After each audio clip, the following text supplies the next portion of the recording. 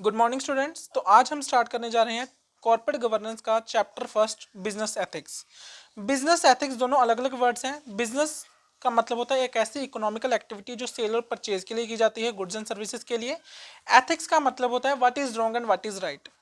Ethics का मतलब हम यहाँ से पूरे पैराग्राफ से पढ़ेंगे। ये आपकी इंट्रोडक्शन होगी जो आप लिखोगे, ये सारी आपकी इंट्रोडक्शन है, क्योंकि जो भी यहाँ पर है इतना जितना जो भी सिलेबस है, जितने भी टॉपिक्स हैं उसमें इंट्रोडक्शन सेम ही रहेगी इसकी, तो ये जरूर पढ़ लेना। The word ethics has been derived from the ancient Greek word ethikos. Ethics ethikos से लिया गया है और एथिकोस लिया गया है ग्रीक वर्ड एथोस से, जिसका मतलब है कस्टम और करेक्टर, यानी कि क्या सही है, क्या गलत है, क्या गुड है, क्या बैड है, ये हमें एथिक्स बताते हैं। ये हमें एथिक्स के जितने भी रूल्स हैं, एथिक्स हमें उस रूल्स के बारे में बताता है जो हमें डिटरमिन करने में, यानी कि हमें समझने में हमें हेल्प करते हैं क्या सही है, क्या रॉन्ग है, क्या गुड है, क्या बैड है। In other words ethics is all about our actions. हमारे जितने भी एक्शंस हैं, देखो एक्शंस और डिसीजन ये दोनों सही भी हो सकते हैं हमारे और गलत भी हो सकते हैं। एक्शंस और डिसीजंस, एक्शन हमारे सही भी हो सकते हैं, गलत भी हो सकते हैं, गुड भी हो सकते हैं, बैड भी हो सकते हैं, यानी कि ये जजमेंटल देता है हमें कि आपने क्या चीज़ की है वो गलत है, क्या चीज़ की है वो सही है। ये सारा कुछ हमें एथिक्स बताता है। अब हम आगे बढ़ेंगे बिजनेस एथिक्स के बारे में। Business ethics is application of ethical value to business behaviour.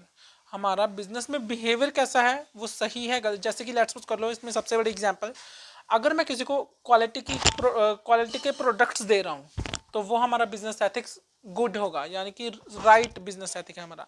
लेकिन वही मैं अगर क्वालिटी के गुड भी नहीं दे रहा हूँ और उसको एक्सपेंसिवली बेच रहा हूँ तो वो हमारा बैड होगा।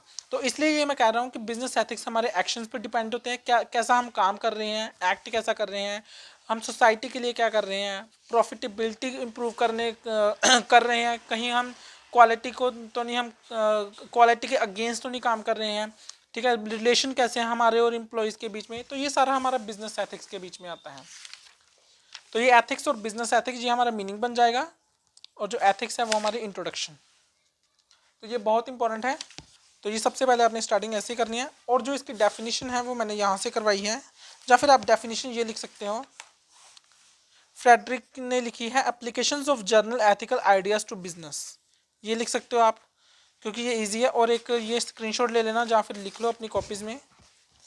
There is only one ethics, one set of rules of morality, one code that of individual behavior in which the same rules are applicable to everyone।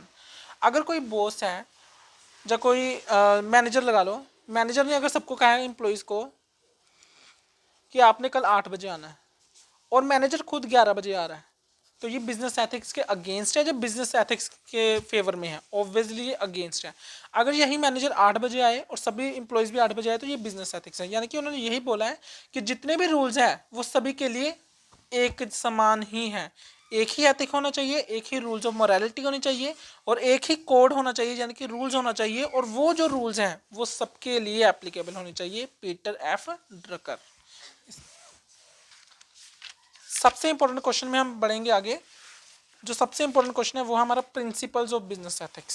सबसे इंपॉर्टेंट क्वेश्चन, और ये बहुत बार आ चुका है, क्या पता इस साल भी आ जाए, लेकिन हमने सारा सिलेबस कंप्लीट करना है। तो चलो चलते हैं।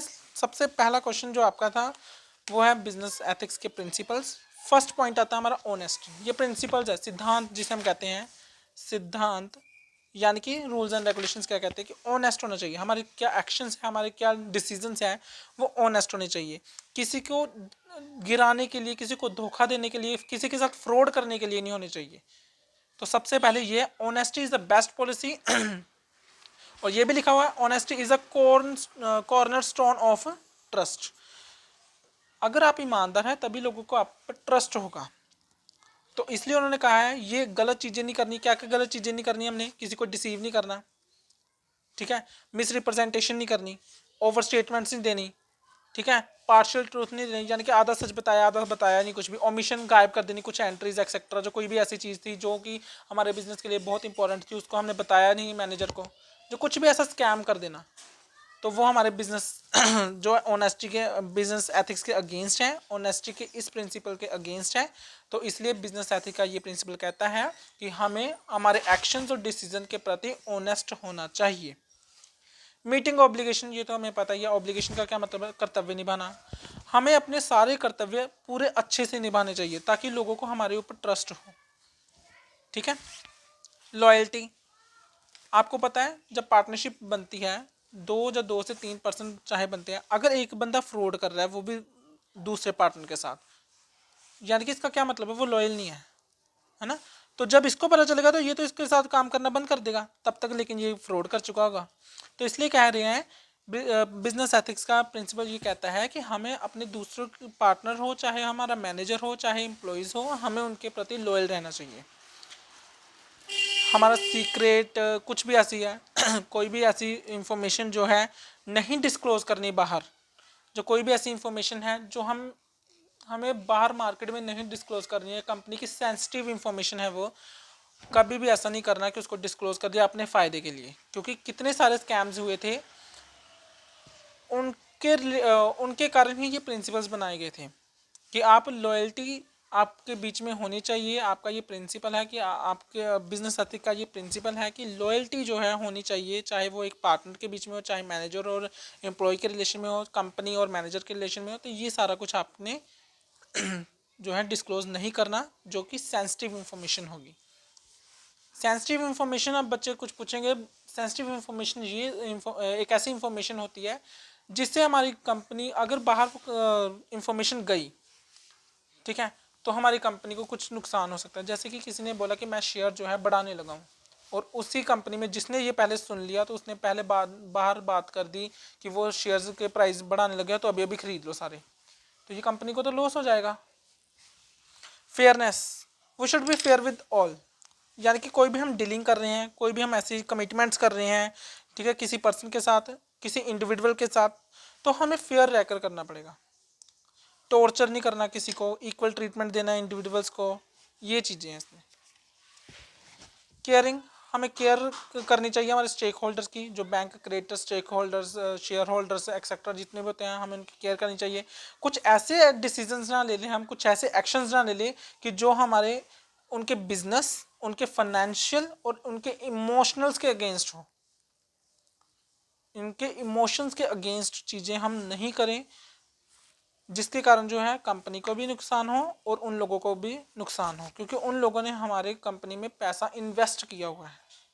रिस्पेक्ट फॉर अदर, ये तो आपको पता ही है, रिस्पेक्ट करनी है दूसरे की, किसी के राइट्स की रिस्पेक्ट करनी है, सभी को इक्वली ट्रीट करना है, ना किसी की कास्ट के बेसिस, ना किसी के रिलीजन के बेसिस पे किसी को जो है डिस्क्रिमिनेशन करना है।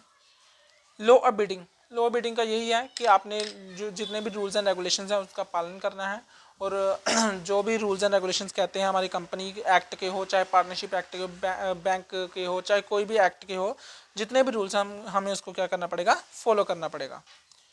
लीडरशिप, मैनेजर के तो यही काम होता है कि अपने जितने भी एम्प्लॉयज़ हैं उसको गाइड करें। तो लीडरशिप की क्वालिटी जरूर होनी चाहिए मैनेजर के पास। ये नहीं कि उसकी कोई सुन नहीं रहा, कोई उसको फॉलो नहीं कर रहा, कोई उससे इन्फ्लुएंस नहीं हो रहा, तो ये चीज़ नहीं होनी चाहिए। क्योंकि बिजनेस एथिक्स, यानी कि बिजनेस अगर आपने अच्छा चलाना है तो उसके लिए आपका प्रिंसिपल ये बहुत इंपॉर्टेंट है, लीडरशिप। क्योंकि अगर मैनेजर अच्छा लीड कर रहा है तो ऑब्वियसली हमारा जो प्रॉफिट होगा ही होगा, लेकिन अगर वो अच्छे से लीड नहीं कर पा रहा है तो हमारा नुकसान होगा। अकाउंटेबिलिटी, अनसरेबल, अनसरेबल का क्या मतलब होता है? अगर कोई मैनेजर ने डिसीजन लिया है कि मैं जो है कोई प्रोडक्ट जो है वो उसको लॉन्च करने वाला हूँ, तो ही शुड बी अकाउंटेबल कि वो क्यों कर रहा है ऐसे, वो प्रोडक्ट कैसा है, मार्केट में जाएगा, बिकेगा नहीं बिकेगा, ये सारा कुछ उसको बताना पड़ेगा। यानी कि मैनेजर चाहे एम्प्लॉय, जैसे लेट्स सपोज कर लो, एक एग्जांपल लेते हैं मैनेजर और एम्प्लॉय की। मैनेजर और एम्प्लॉय की हम एग्जांपल ले रहे हैं। एम्प्लॉय ने कोई भी एक्शंस किए हैं, कोई भी डिसीजन लिया है, तो वो किसके लिए अकाउंटेबल होगा? किसके लिए आंसरेबल होगा? मैनेजर के लिए, कि आपने ऐसा क्यों किया। हम पूछते हैं ना, ये आपने ऐसा क्यों किया। तो ये जो अकाउंटेबिलिटी का यही मतलब है कि कोई भी आप एक्शन लेते हो, कोई भी डिसीजन लेते हो, you are accountable for it.